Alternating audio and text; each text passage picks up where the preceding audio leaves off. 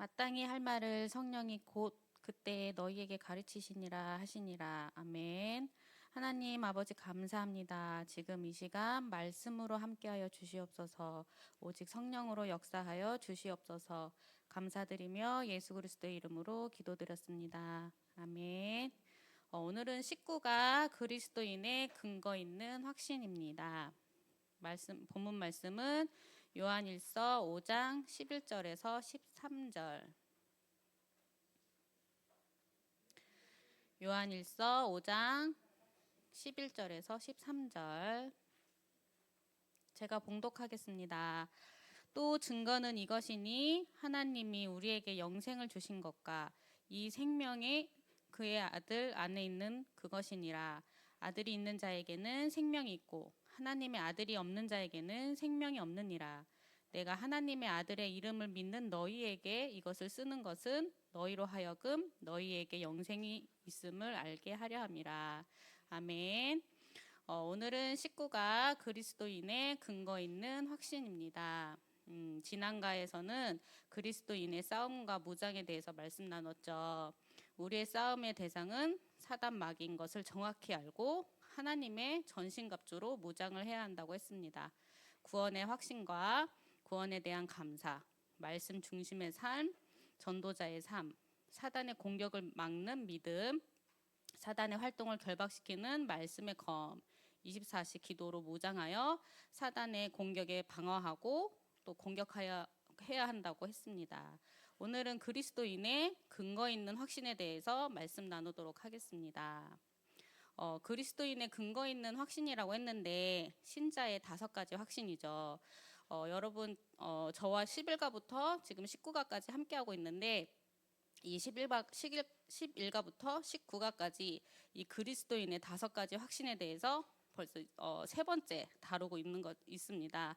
그만큼 이 5가지 확신이 중요하고 우리가 늘 잊지 말아야 하기 때문에 계속 반복을 하고 있는 거겠죠. 우리는 우리의 신앙생활을 그냥 맹목적으로 맹신하며 하는 것이 아닙니다. 믿을 수 있는 근거가 있어야 합니다. 이 근거를 우리는 어디에 두어야 하느냐? 바로 말씀에 두어야 합니다. 하나님이 주신 말씀이신 그리스도에 두어야 합니다. 우리의 믿음의 근거를, 믿음의 근본을 다른 곳에 두면 다른 방향으로 흘러가기가 쉽죠. 그러면 우리의 믿음의 근본인 그리스도를 놓치고 다른 것 찾아가기가 쉽습니다. 우리는 영을 사모하는 마음을 늘 갖고 있어서 하나님을 늘 찾고 하나님을 늘 바라고 있습니다. 하나님의 형상을 닮은 영적인 존재이기 때문이죠. 저는 가끔 이제 제가 감사하는 게 내가 대한민국에 태어난 것에 대해서 감사할 때가 있습니다. 내가 만약에 문명의 혜택을 받지 못하는 오지 같은 곳이나 또 북한의 공산주의 같은 곳에서 태어났다면 하나님을 만나기가 많이 어려웠겠죠. 그리고 이렇게 편하게 신앙생활을 할 수 없었을 것 같아요. 우리나라는 특히 더 하나님의 은혜를 사모하는 나라고 하나님의 믿는 이 신앙을 목숨을 걸면서 지켜온 나라이고 또 기도를 하는 나라이고 복음과 말씀의 흐름을 따라가는 나라입니다. 하나님과 함께하는 것을 날마다 누리고 싶어서 저희 부모님 세대부터 또 저희는 또 어릴 적부터 함께 해왔죠. 예전에 우리 나무에 기둥뿌리는 기둥뿌리 하나는 뽑아야 한다고 해서 우리 권사님들도 그런 경험을 많이 하셨죠. 제가 혜린이 만날 때 엄마 따라서 갔었던 기도원이 있어요. 아마 찬양 기도 뭐 그런 집회였던 것 같은데 그 기도원 이름을 지금도 저는 잊지를 못해요. 오살리 기도원이었어요. 그곳에 딱 도착을 했는데 정말 사람이 어마어마했어요. 그래서 하나님의 은혜를 이렇게 사모하고 기도하려고 모인 사람들이 정말 많구나. 이제 기도원에 들어가서 찬양을 하고 말씀을 들으려고 자리를 잡는데 사람이 얼마나 많은지 의자에 앉는 거는 상상도 못했어요. 그래서 돗자리를 깔고 이제 다 앉아야 하는데 자리에 앉을 때도 앞바다리를 못해요. 너무 이제 사람이 많으니까 우리 같이 갔던 사람들과 마주 앉아서 내 다리를 쭉 뻗고 이렇게 지그재그로 교차해갖고 앉아서 이제 있었는데 사람들이 너무 많으니까 이제 다른 사람들이 지나가면서 좁다 보니까 제 다리를 밟고 가요. 처음에는 다리를 밟히면 너무 아프다 그랬는데 이제 그것도 시간이 지나니까 또 밟혔네. 이건 이제 내 다리가 아니다. 내 다리가 아니다. 이렇게 되더라고요. 그래서 이렇게 하나님의 은혜를 사모하고 찬양하고 기도하는 사람들이 많구나, 이런 것을 이제 저는 어렸을 적부터 우리 렘넌트들이 지금 훈련되어지듯이 저도 그렇게 훈련이 되어지고 있었던 것 같아요. 이제 뜨겁게 찬양하고 기도하고 말씀 듣다가 교회별로 이제 각자 흩어져서 자유롭게 기도하는 시간이 있는데, 꼭 밤늦은 시간, 자정이 다 되어가는 시간에 기도원의 그 뒤에 산으로 올라가더라고요. 그래서 우리 옛날에는 그 산에 올라가서 기도들도 많이 했잖아요. 그래서 밤늦은 시간에 산에 올라가니까 좀 무섭고, 또 이제 목사님이나 이제 선생님들이 이제 자리를 잡아서 이제 기도하려고 보면 항상 무덤가 옆에 자리를 잡으시더라고요. 그래서 이 무덤에 보이는 곳에서 기도를 하다 보면 털이 쭈뼛쭈뼛 서고 이제 소름이 돋고 그런 경험을 했던 경험이 나는데, 기억이 나는데, 우리 세대의 건사님, 지사님 또 부모님들은 그런 경험을 많이 하셨을 것 같아요. 또 저 어릴 때 방언 받는 것이 큰 은사라고 해서 방언 기도를 많이 사모했어요. 그래서 저도 저희 엄마를 따라서 금요 철야 기도 그 예배를 갔는데, 예전에 금요 철야는 진짜 철야 예배였죠. 밤을 샜습니다. 그래서 기도하고 교회에서 밤을 새고 잠을 자고, 교회 금요일에 금요 철야 간다 하면 각자의 이불을 싸가지고 갔었던 기억이 납니다. 그래서 저에게도 방언을 받자고 하셔서 다 같이 모여서 합심으로 기도를 해주셨던 기억도 나고, 저도 기도할 때 우리나라 말이 아닌 다른 나라의 말로, 저도 모르는 언어로 기도를 했던 경험이 있기도 합니다. 이렇게 하나님의 은사를 체험하는 것으로 하나님의 살아계심과 역사하심을 경험할 수 있지만, 이것이 우리의 신앙생활의 근본은 아니죠. 우리의 믿음의 근본은 그리스도입니다. 신비와 또 체험, 삶, 구제, 헌신, 이런 것들은 모든 종교에 있습니다. 그러나 그 종교에 없는 것이 바로 그리스도죠. 우리는 이 믿음의 근거를 그리스도에 두고 있습니다. 나의 체험 따라서, 나의 경험 따라서 가는 것이 아니라 그리스도를 따라가는 것입니다. 서론에 보시면 세상을 향하여 고해 같은 것으로 비유한다라고 했습니다. 이 고해의 뜻은 고통의 세계라는 뜻으로 괴로움이 끝이 없는 인간 세계를 말합니다. 질병, 사고, 유혹, 제약으로 어두움에 덮여 있죠. 그러므로 세상에 사는 불신자들은 두려움에 가득 차 있습니다. 이 두려움에 가득 차 있는 이유가 무엇입니까? 바로 창세기 3장, 하나님을 떠났기 때문입니다. 하나님이 주신 선악과의 약속을 깨고 죄를 지은 인간들에게 가장 먼저 찾아온 것이 바로 두려움입니다. 어린 아이가 엄마와 손을 함께 잡고 가다가 엄마의 손을 놓치고 엄마를 잃어버리게 되면 제일 먼저 드는 마음이 두려움입니다. 엄마를 잃어버렸다는 두려움, 엄마가 내 옆에 없다는 두려움입니다.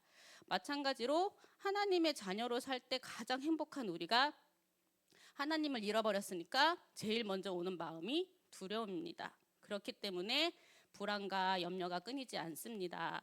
하나님을 떠난 사람들은 항상 염려하고, 쉬지 말고 염려하고, 범사에 염려하며 살아갈 수밖에 없습니다. 이런 우리에게 하나님은 창세기 3장 15절 여자의 후손을 약속하셨고, 그리스도로 그 약속을 성취하셨습니다. 그리스도로 오신 분이 바로 예수님이고, 우리가 이 예수 그리스도를 믿을 때에 우리에게 근거 있는 약속을 주셨습니다. 그 첫 번째가 바로 구원의 확신이죠. 구원의 확신을 가지려면 무엇이 먼저 필요합니까? 요한복음 1장 12절 영접하는 자 곧 그 이름을 믿는 자들에게는 하나님의 자녀가 되는 권세를 주셨으니, 바로 예수 그리스도를 나의 주인으로, 나의 구세주로 영접하는 것이 필요합니다. 예수 그리스도를 영접하고 하나님 자녀가 되는 것이 필요하죠. 우리의 신분이 마귀의 자녀에서 하나님 자녀로 신분부터 먼저 바뀌어야 합니다. 계시록 3장 20절에 볼지어다 내가 문 밖에 서서 두드리노니 누구든지 내 음성을 듣고 문을 열면 내가 그에게로 들어가 그와 더불어 먹고 그는 나와 더불어 먹으리라. 예수님께서는 우리의 마음의 문을 똑똑하고 두드리고 있으십니다. 나의 마음 문을 열고 예수님을 받아들일 때 예수님이 나와 함께 하십니다. 요한복음 10장 9절에서 10절에 내가 문이니 누구든지 나로 말미암아 들어가면 구원을 받고 또는 들어가며 나오며 꼴을 얻으리라. 도둑이 오는 것은 도둑질하고 죽이고 멸망시키려는 것뿐이요 내가 온 것은 양으로 생명을 얻게 하고 더 풍성히 얻게 하려는 것이라. 이 사단은 우리에게 도둑처럼 우리에게 와서 우리의 삶을 도둑질해 가지만 예수님은 우리에게 문을 두드리고 계십니다. 우리가 이 마음의 문을 열면 언제든지 오셔서 나와 함께 하시는 것입니다. 그때 무엇이 해결이 됩니까? 베드로전서 2장 24절에서 25절에 친히 나무에 달려 그 몸으로 우리 죄를 담당하셨으니 이는 우리로 죄에 대하여 죽고 의에 대하여 살게 하려 하심이라.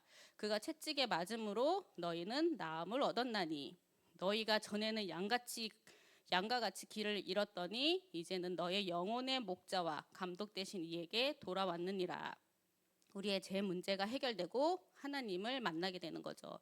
그러면 우리는 어떤 위치에 놓이게 됩니까? 요한복음 10장 27절에서 30절에 우리에게 영생을 주셔서 영원히 우리는 멸망치 않게 됩니다. 이 구원의 축복이 절대 변하지 않고 또 누구에게도 빼앗기지 않게 되는 것입니다. 이 구원은 변하지 않죠. 이 변하지 않는 구원에 대한 확신을 우리는 가져야 합니다. 그 증거가 바로 요한일서 5장 10절에서 11절. 하나님의 아들을 믿는 자는 자기 안에 증거가 있고 아들이 있는 자에게는 생명이 있다라고 하셨죠. 하나님의 아들이 바로 예수 그리스도인 겁니다. 또 로마서 5장 8절에 우리가 아직 죄인 되었을 때에 그리스도께서 우리를 위하여 죽으심으로 하나님께서 우리에 대한 자기의 사랑을 확증하셨느니라. 예수 그리스도가 죽으심으로 우리에게 하나님의 사랑을 우리에게 확증시켜 주셨습니다. 우리가 이 예수 그리스도를 믿음으로 말미암아 구원을 받았다는 확신을 하는 거죠. 두 번째, 기도 응답의 확신입니다. 자녀는 부모의 보호를 늘 받습니다. 제가 가끔 우스갯소리로 하는 말이 나도 혜준이 혜린이처럼 어린 랩런트이고 싶다라고 합니다. 왜 그렇겠습니까? 어린 자녀들은 부모의 보호 아래 있기 때문에 걱정할 것이 없습니다. 그래서 나의 자녀들이 어디서 잘까, 무엇을 먹을까 걱정하지 않죠.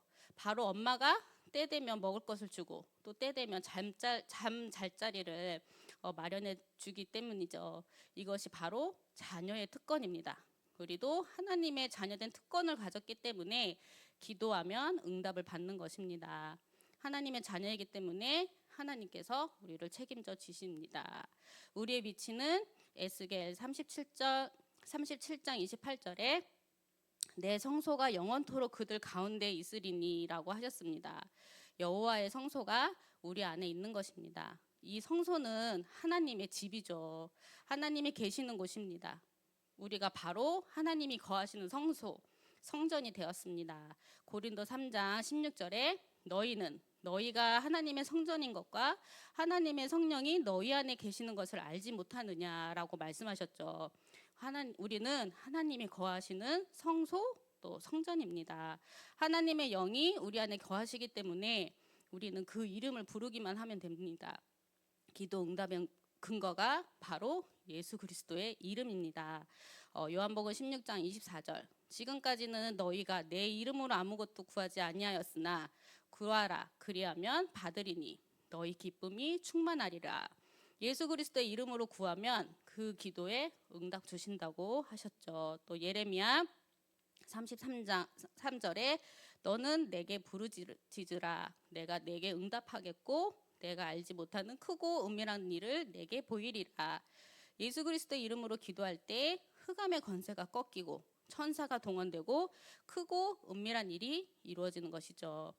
또 이 응답의 능력은 로마서 8장 26절에 우리가 때로는 간구하지 못하더라도 우리가 기도하지 못하더라도 성령께서 말할 수 없는 탄식으로 우리를 위해 간구하신다고 했습니다. 우리가 하나님 자녀된 순간 하나님의 영이 우리에게 거하시는 하나님의 성전이 되고 하나님의 영이 거하시면서 우리를 위해 간구하고 계시죠. 하나님이 우리를 지키시고 보호하시고 인도하시는 것입니다. 세 번째, 용서의 확신입니다. 히브리서 9장 27절에 한 번 죽는 것은 사람에게 정해진 것이요 그 후에는 심판이 있으리니라고 말씀하셨죠. 죄에는 반드시 보응이 있습니다. 심판이 따르게 되어 있죠. 이 죄에 대한 보응을 예수 그리스도께서 대신 받으신 것입니다. 마가복음 10장 45절에 예수 그리스도께서 우리의 대속물이 되어 주셔서 우리를 대신하여 죽으심으로 우리의 모든 죄를 대속하여 주셨죠. 그래서 우리가 하나님을 떠나 지은 이 원죄의 문제가 완전히 해결함을 받았습니다. 요한일서 1장 9절에 만일 우리가 우리 죄를 자백하면 그는 미쁘시고 의로우사 우리 죄를 사하시며 우리를 모든 불의에서 깨끗하게 하실 것이요. 우리가 우리의 죄를 자백하고 용서를 구할 때에 하나님께서 그 죄를 사하신다고 했습니다. 제가 어느 날 유튜브 영상을 보다가 한 래퍼가 나와서 자신의 이야기를 간증하는 것을 들었습니다. 이 래퍼는 자신의 지인들과 곡 작업을 하기 위해서 모였는데 그 지인 중에 한 사람이 패치 같은 거를 주면서 진통제라고 괜찮다고 한번 들여 마셔보라고 했답니다. 그런데 그것은 진통제가 아닌 마약이었습니다. 그때부터 마약에 빠져서 시달리고 힘들게 살아가다가 하나님을 만나서 마약을 끊고 하나님의 사랑을 전하는 사람이 되었다고 하는 내용이었습니다. 또 작년 4월에 강남 학원가에서 고등학생들에게 기억력을 상승시키고 집중력을 높여주는 음료라고 학생들에게 나누어주고 그것을 마시게 했는데 그것이 그 안에 있던 그 음료수의 성분이 마약이 들었던 그 마약의 성분이었죠. 그래서 그 부모들에게 그 음료수를 마신 학생의 부모들에게 전화를 해서 너희 자식이 마약을 먹었으니 신고하겠다 이렇게 협박을 했던 사건이 있어서 그것이 뉴스에 나오기도 했죠. 이런 일들과 뉴스를 접하면서 지금 이 시대를 사는 우리는 더 이상 마약이 안전하지 않구나.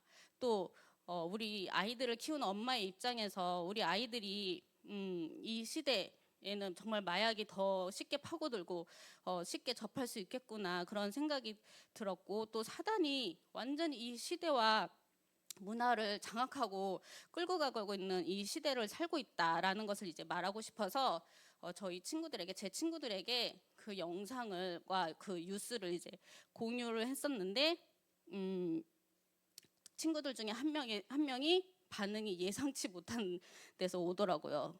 그 뭐라고 얘기를 하냐면 너희 예수 믿는다는 사람들은 마약을 하고 온갖 못된 짓 나쁜 짓을 하고도 하나님을 믿고 하나님께 회개하고 죄 용서받았다 하면 끝이네.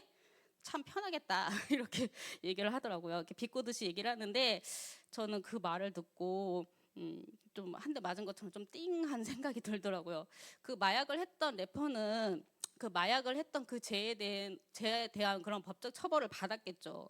그런데 불신자들이 보는 눈은 그렇지가 않다는 것을 느꼈습니다. 가끔 드라마나 영화나 그런 매체에서도 그런 내용을 많이 다루죠.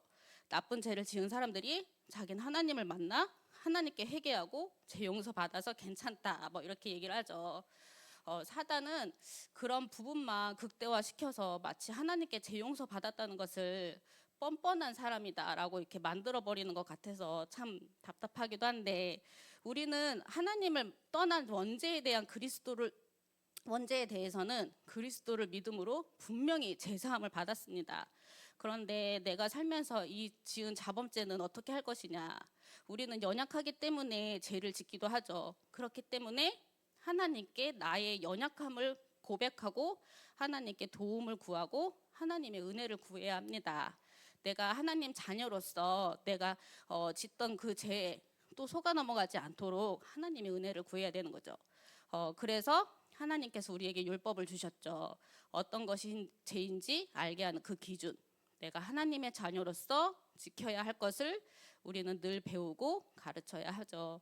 나의 모든 죄의 문제는 그리스도로 완전히 해결함을 받았기 때문에 그 죄 문제를 가지고 자꾸 죄책감을 들게 하고 정죄하는 마음을 주는 그 사단 앞에서는 그리스도 이름으로 완전히 해결받았다라는 것을 당당히 선포해야 합니다. 그리고 나의 연약함 때문에 또 죄를 짓지 않도록 하나님께 은혜를 구해야 합니다. 그리고 내가 만약에 다른 사람에게 죄를 지었다면 그 사람에게 진심으로 용서를 구해야 하겠죠. 왜냐하면 그 사람에게도 우리는 복음을 전해야 하기 때문입니다. 우리의 죄를 사하시고 용서하신 근거는 바로 그리스도의 십자가죠. 우리는 이 십자가의 사랑을 전해야 하는 것입니다. 네 번째, 승리의 확신입니다. 우리의 대적은 누구입니까? 베드로전서 5장 7절에서 8절. 너희 염려를 다 주께 맡기라. 이는 그가 너희를 돌보심이라. 근신하라 깨어라. 너희 대적 마귀가 우는 사자같이 두루 다니며 산깃자를 찾나니 나의 염려를 다 주께 맡기라고 했습니다. 이제 우리는 육신적인 것들 또 세상의 근심과 불안, 염려들이 나의 문제가 돼서 싸우는 것이 아니죠. 우리의 대적은 바로 영적인 존재인 사단입니다. 그런데 이 사단을 이길 수 있는 승리의 근거를 우리에게 주셨는데 바로 그 근거가 그리스도죠.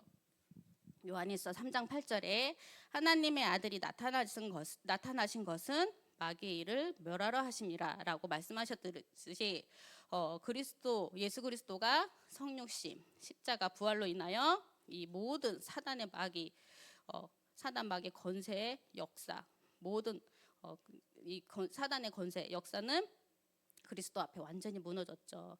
우리는 그리스도로 인하여 구원을 받은 하나님의 자녀이기 때문에 이 권세와 능력이 우리에게도 주어진 것입니다. 고린도전서 10장 13절. 사람이 감당할 시험 밖에는 너희가 다한 것이 없나니 오직 하나님은 미쁘사 너희에게 감당하지 못할 시험 당함을 허락하지 아니하시고 시험 당할 즈음에 또한 피할 길을 내사 너희에게 능히 감당하게 하시느니라. 마귀를 이길 수 있는 권세와 능력을 우리에게 주신 것뿐만 아니라 우리에게 시험을 이길 수 있는 힘도 주신다고 하셨습니다. 그러니 우리는 시험이 와도 두려워할 필요가 없죠. 우리에게 감당할 만한 시험을 주신다고 했고 또 그 시험을 피할 길을 주신다고 했습니다. 우리에게 큰 시험이 왔다. 그러면 복음 속으로 더 들어가는 시간, 나를 내려놓고 그리스도 앞에 더욱 집중하고 그리스도를 더 의지하는 시간이죠. 큰 시험 당하는 사람은 큰 그릇입니다. 자꾸 작은 시험을 당하는 사람들은 큰 시험 당한 사람보다는 좀 작은 그릇이겠죠. 그러니 우리에게 큰 시험이 왔다고 해도 두려워할 필요가 없습니다. 이 시험도 피할 길을 주신다고 했고 그 근거가 바로 부활하신 그리스도입니다. 부활하신 그리스도께서 모든 사망 권세를 깨뜨리시고 완전히 승리하셨습니다. 다섯 번째, 인도의 확신입니다. 하나님께서는 우리를 영원히 인도하십니다. 그 근거가 그리스도께서 부활하셔서 승천하셨고 또 보좌에 앉으셔서 지금도 살아서 성령으로 역사하시죠. 우리에게 이 말씀을 주셔서 그 말씀으로 인도하십니다. 우리는 이 말씀 따라가야 합니다. 말씀 따라가는 것이 하나님께 순종하는 것이죠. 그런데 하나님의 인도 따라가는 것이 아니라 자기를 인도하게 되면 어떻게 됩니까?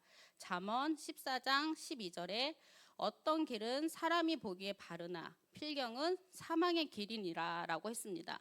대부분 우리가 그렇게 살고 있죠. 내가 원하는 대로, 내가 하고 싶은 대로 나의 꿈을 위해서 살아갑니다. 그런데 그것은 필경 사망의 길이라고 했습니다.